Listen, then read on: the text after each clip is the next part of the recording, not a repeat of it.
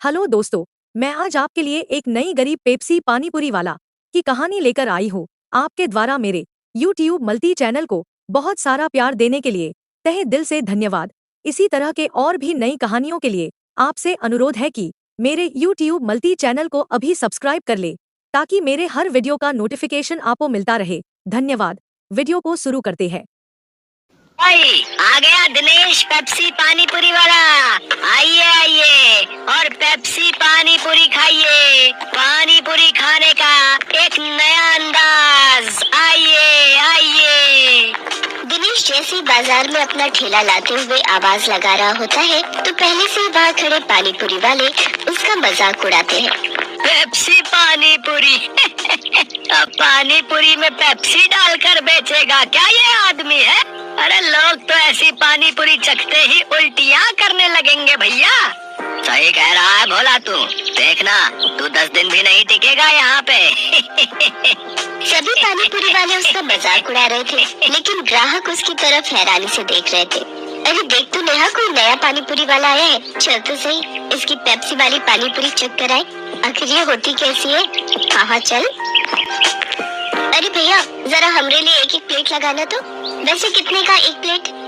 जी सिर्फ 20 रुपए प्लेट। फिर जैसे ही काजल और नेहा उस पानीपुरी को अपने मुंह में रखती है वो तो खुशी से पागल होती है। अरे वाह वाह वाह वाह, इसका पेप्सी वाला पानीपुरी तो बड़ा ही कमाल का है रे। क्या स्वाद है, मजा ही आ गया।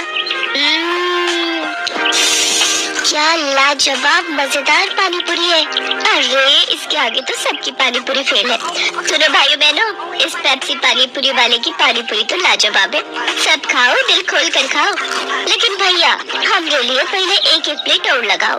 उन दोनों के इतना कहते ही दिनेश के ठेले के आसपास भीड़ लग जाती है। सभी उसकी पानीपुरी को चखने के लिए बेताब हो जाते हैं।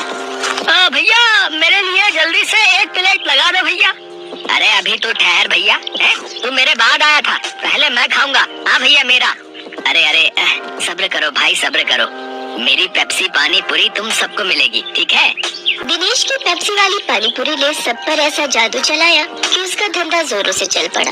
उस दिन के बाद वो जैसे ही ठेला लगाता उसकी कमाई शुरू हो जाती। अगर महीने ऐसे ही कमाई होती रही तो वो दिन दूर नहीं जब मेरे बंटू का इलाज हो जाएगा और वो पूरी तरह ठीक हो जाएगा।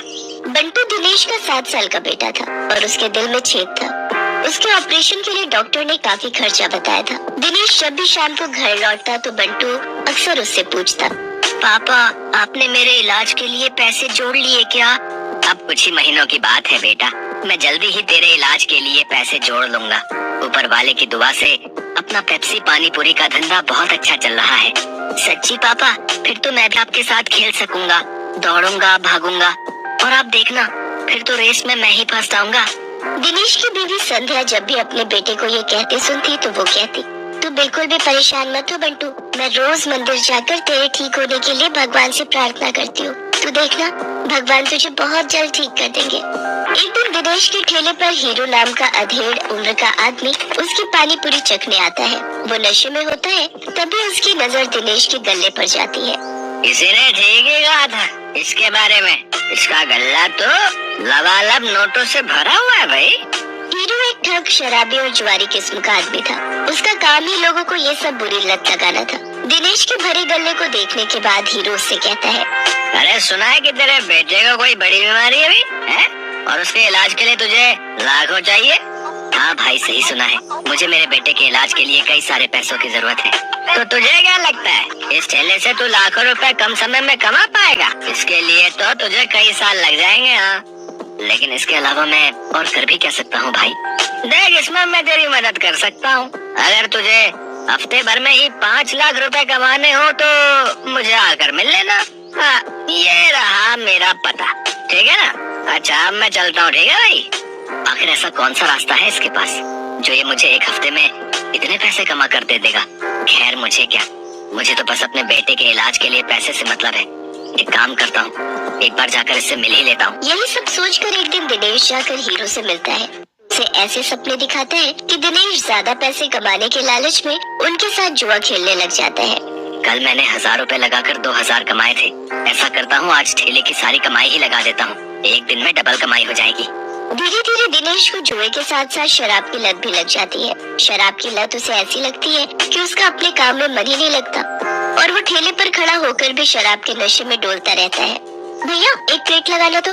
अरे लगता है इस आदमी ने तो शराब पी रखी है। चलो चलो, हमें नहीं खानी इसकी पानी पूरी, चलो दूसरी वाली पानी पूरी खाने चलते हैं। धीरे धीरे दिनेश के सभी ग्राहक कट जाते हैं और वो सभी दूसरे पानी पूरी वालों के पास जाकर पानी पूरी खाते हैं। ये देख भोला और राजू बहुत खुश होते हैं। देखा भोला, अपनी चाल कामयाब हो गई ना।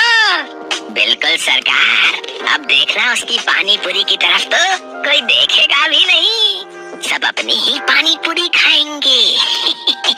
कुछ दिन ऐसे बीतते जाते हैं। अपने धंधे को मंदा देख दिनेश शराब और जुए की लत में और डूब जाता है और उसका बचा खुचा धंधा भी चौपट हो जाता है। ये सब देख संध्या और बंटू बहुत दुखी होते हैं। फिर बंटू अपनी माँ से कहता है, माँ, अब तो मैं कभी भी ठीक नहीं हो पाऊंगा ना। पापा तो अब सारे पैसे शराब और जुए में ही उड़ा देते हैं। तू परेशान मत हो मेरे लाल, बस ऊपर वाले पर भरोसा रख, एक दिन सब कुछ ठीक हो जाएगा।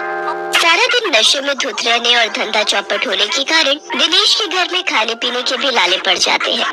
माँ, अब तो घर में खाने के लिए भी कुछ नहीं बचा। अब तो लगता है भूख से ही हम सब मर जाएंगे। ऐसा नहीं कहते मेरे बच्चे, सुख दुख तो जीवन का हिस्सा है। आज बुरा वक्त आया है, कल अच्छा वक्त भी आएगा। ऐसे ही कुछ समय और बीत जाता है। फिर एक दिन उस बाजार में एक आदमी आता है जो सबको पर्चे बांट रहा होता है। तभी वो दिनेश के ठेले पर आता है। अरे सुनो भाई, पेप्सी पानी पूरी वाले, हमारे सेठ मंगल राम चाट भंडार वाले की तरफ से एक प्रतियोगिता होने जा रही है जिसमें सभी चाट वालों के बीच कंपटीशन होगा।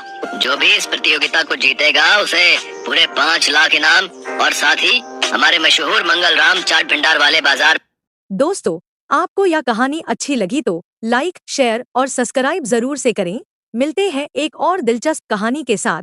अपना ख्याल रखें। धन्यवाद।